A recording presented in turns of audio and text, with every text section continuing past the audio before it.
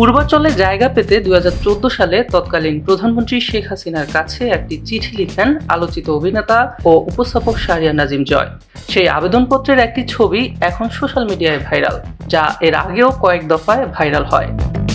আবেদনের চিঠিতে হাসিনাকে উপমহাদেশের শ্রেষ্ঠ নেত্রী ও আদর্শ মা সম্বোধন করে তিনি লিখেন, আপনার সুযোগ্য পুত্রের নামের আরেক পুত্র শাহরিয়ার নাজিম জয়ের সালাম রইল আপনার প্রতি।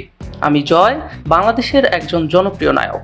আপনার দোয়ায় গত 17 বছর ধরে আমি বাংলাদেশের জনগণের বিনোদনের অন্যতম উৎস হয়ে আছি টিভি পর্দায় এবং সুস্থ চলচ্চিত্রে।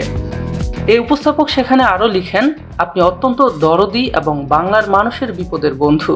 শুধু তাই নয়, গত নির্বাচনকালীন সময়ে আপনি যে বলিষ্ঠ, সাহসী এবং জ্ঞানদীপ্ত আদর্শের ওপর বলিয়ান ছিলেন, তা আমাদের মতো মানুষকে আজীবন আপনার নেতৃত্বকে সেলুট জানানোর অঙ্গীকার করেছে। মা, আপনার নিকট একজন শিল্পীর আবেদন, আমার সমসাময়িক সকল শিল্পী পূর্বাচলে 10 কাঠা 5 কাঠা প্লট পেয়েছে। আমি দেশের বাইরে শুটিংয়ে থাকার জন্য অ্যাপ্লাই করতে পারিনি। পরবর্তীতে ঝিলমিলে অ্যাপ্লাই করলে লটারিতে তা পাইনি। 250-টিরও বেশি ডিজাইন অপশন নিয়ে ওয়ালটন স্মার্ট ফ্রিজ, বোঝে আপনার প্রয়োজন। চিঠির শেষে জয় লিখেন, মা, পূর্বাচলে একটা জমি আমার স্বপ্ন, আমার সন্তানের ভবিষ্যৎ। আমি আপনার কাছে আবদার করলাম, আপনি আপনার এই সন্তানের আবদার ফেলে দেবেন না, আমি জানি।